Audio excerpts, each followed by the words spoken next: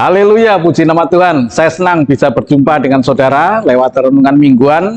Dan ini adalah jawaban dari sebuah pertanyaan bagaimana orang Kristen bisa memenangkan orang-orang yang hidup di dalam kegelapan ya. Seperti di lokalisasi, seperti di judi, di perjudian, atau di diskotik-diskotik. Apakah yang harus kita lakukan kepada mereka? Nah, saya tentu sebagai seorang hamba Tuhan kembali kepada kebenaran firman Tuhan. Mari coba kita lihat di dalam 1 Korintus 9 ayat 19 sampai dengan yang ke-20. 1 Korintus 9 ayat 19 sampai dengan 20.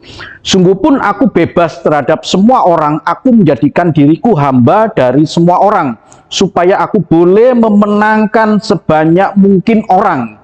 Demikianlah bagi orang Yahudi, aku menjadi seperti orang Yahudi, supaya aku memenangkan orang-orang Yahudi. Bagi orang-orang yang hidup di bawah hukum Taurat, aku menjadi seperti orang yang hidup di bawah hukum Taurat, sekalipun aku sendiri tidak hidup di bawah hukum Taurat, supaya aku dapat memenangkan mereka yang hidup di bawah hukum Taurat. Nah, saudaraku, orang Kristen memang harus pandai-pandai.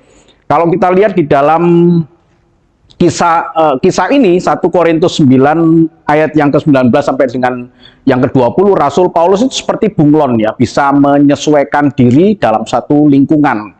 Tapi bagaimana dengan memenangkan orang-orang yang berada di satu tempat yang menurut kita dalam tanda kutip berbahaya ya, seperti lokalisasi? Apakah saya harus sebagai laki-laki hidung belang datang ke lokalisasi itu hanya untuk memenangkan jiwa mereka? Tentu tidak. Nah, saudaraku, kita harus pandai-pandai di situ, bijaksana di situ, bahwa untuk memenangkan mereka tentu harus kita cari di luar waktu mereka.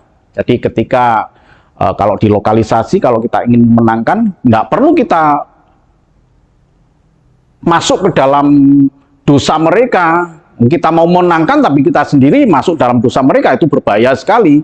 Nah, fenomena ini banyak terjadi sekarang ini loh saudaraku, yang dilakukan oleh hamba-hamba Tuhan untuk memenangkan lokalisasi. Dia terjun di lokalisasi dengan cara ya seperti tadi.